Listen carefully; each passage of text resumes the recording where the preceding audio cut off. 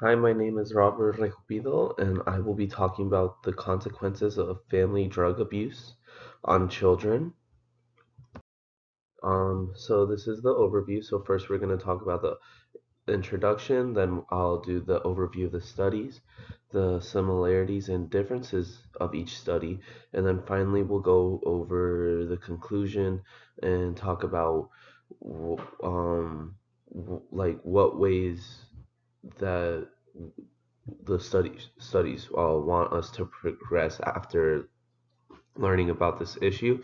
But first, I want to give you a little overview why I picked this topic was because I'm the youngest of four siblings, and sadly, I had two siblings addicted to drugs and substance abuses, and one sadly passed away while the other's 4 years sober. So this topic hits close to home, and I'm very knowledgeable of how this affects one's living and how it affects people's lives. So first is going to be our introduction, and it's the effects of addiction on children. The increase of addicted parents is a rising concern for the well being of children's mental and physical health, as well as their safety. There's been a huge increase in this lately, and more children are suffering every day, sadly, due to parents' addiction to drugs and other substances.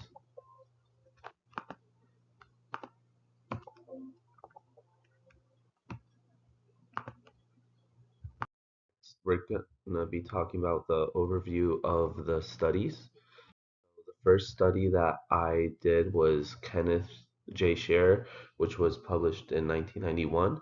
And in this study, it was a 4 year study of 18-year-old freshman college students, and it was to compare substance consumption and how it affect their cognitive ability and personality from being under the influence. It was taken of a population of 253 children of alcoholic parents. So they're children of addiction. And then the other sample was 237 children of non alcoholic parents, and those are non children of addiction. And so some differences found gender related, but it wasn't too significant to what they were studying. And they didn't in the study they didn't really use the genetic mechanism. It wasn't part of the study. After the results, um, they found that children of addiction had greater alcohol involvement, so they were abusing it more and had a higher chance of getting addicted to other substances. They had greater negative consequences related to drug use. So their bodies would be affected due to their parents using it more. So it would affect their body as well because they've been doing it for such a long time. They have their they have higher behavioral issues, and they don't really behave well when it comes to like classes and paying attention, and they do things that aren't considered uh, correct from the outside viewers, and they have great psychiatric distress due to what they've experienced as kids. So a lot of these kids will have mental health issues, and then with all the stress uh, and all the battles they have to face as they were kids, and they have lower verbal abilities and academic achievement, so they they tend to maybe be more quiet, or they don't sound educated, and they don't have as many academic achievements compared to other students that were of the non children of alcohol abuse.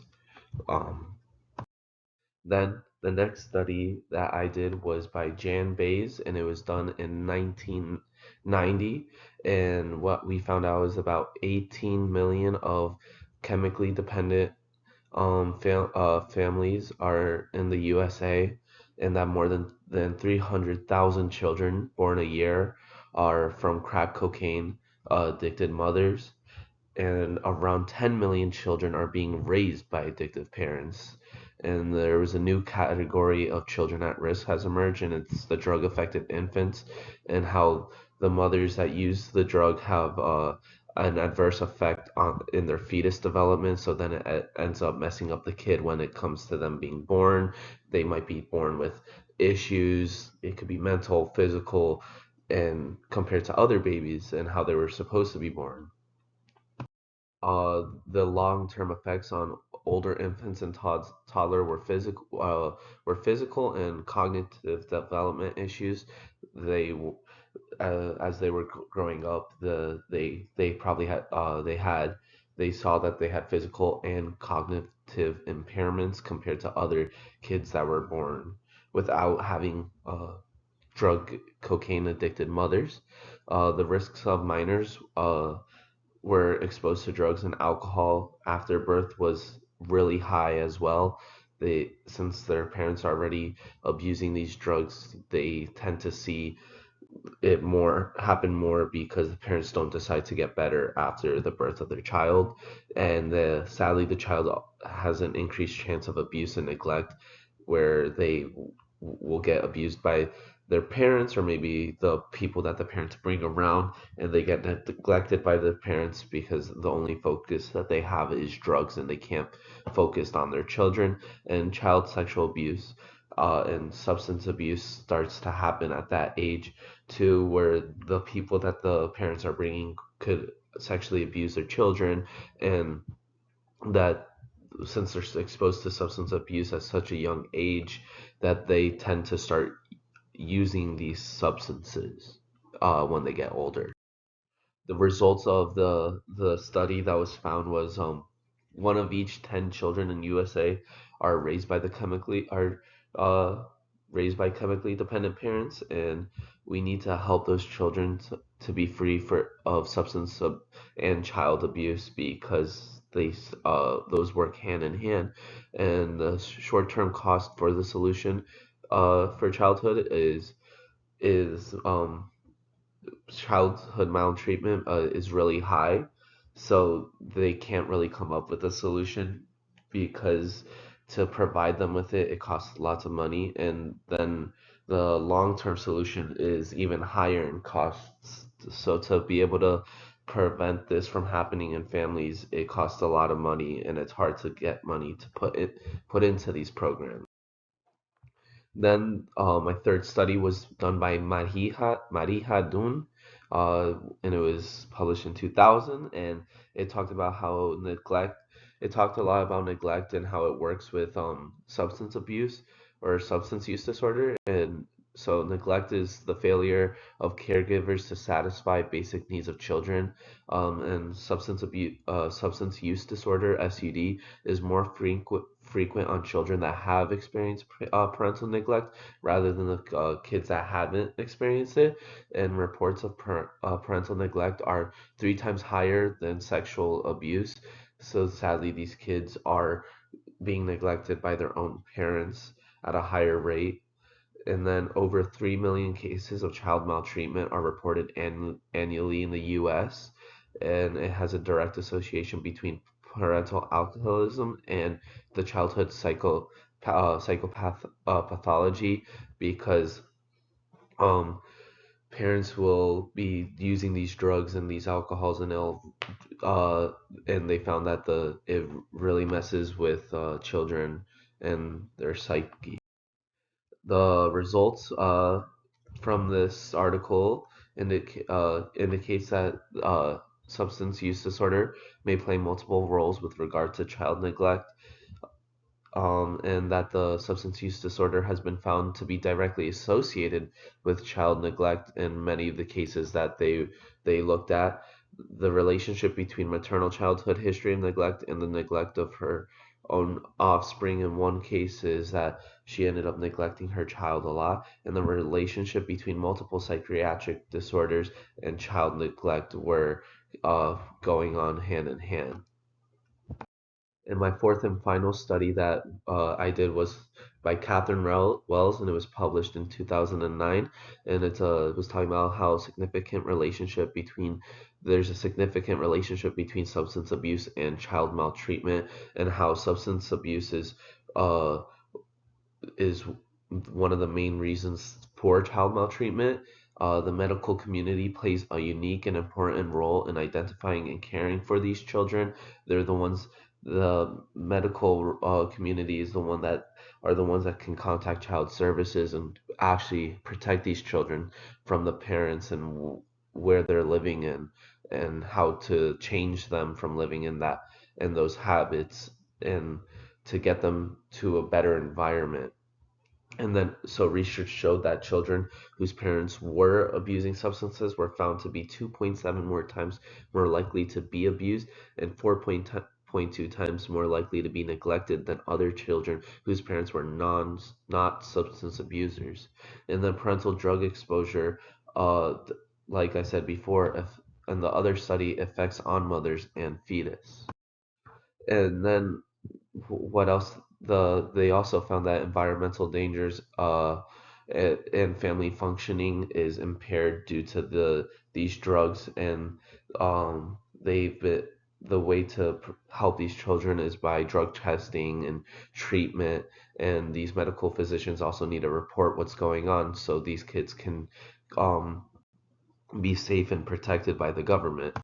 The results of this article said that the for us to fix this problem is for substance abuse and child abuse issues, they need to be handled with a multidisciplinary approach rather than a single one. So they want the medical community, prevention services, law enforcement agencies, child protective services, treatment centers, mental health services, educational organizations, federal agencies, nonprofit organizations, and communities all to work with each other to help these kids that are suffering in these environments and that aren't able to help themselves.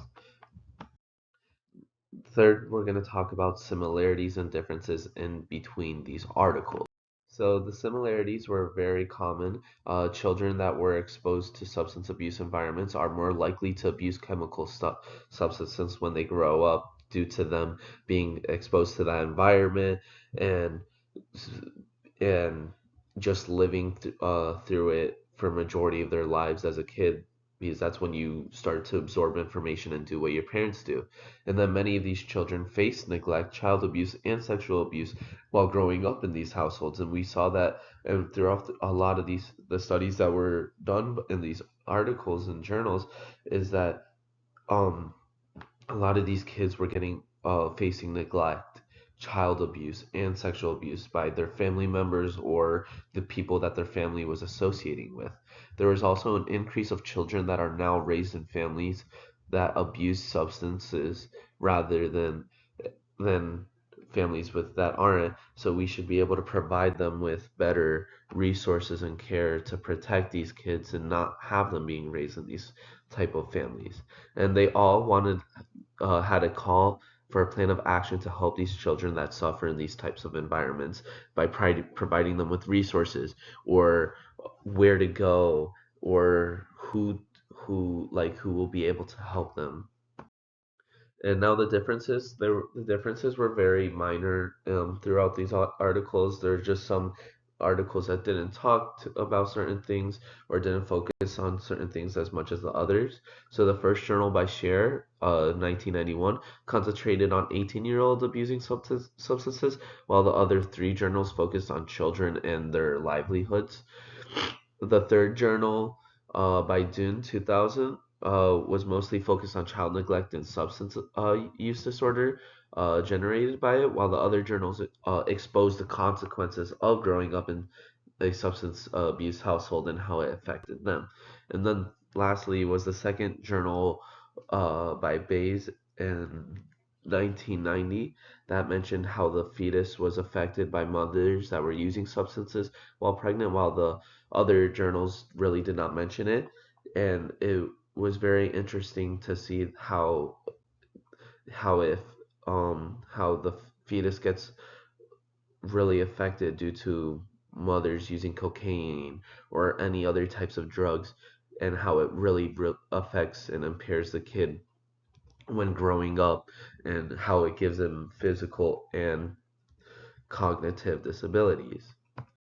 And lastly, we're going to be talking about the so To conclude from what that I learned from all these articles is that the increase in people abusing substances leads to the growth of the number of children that are at risk in these hostile environments. Those children are often abused and neglected by their parents, and we need to make communities aware of the dangerous situations that these children are facing every day. We need to be able to provide them with resources and protect them, sadly, from their own families that brought them into a very unsafe environment. Thank you guys for listening. If you know someone with an addiction, please call 1-800-662-4357. And these are my references.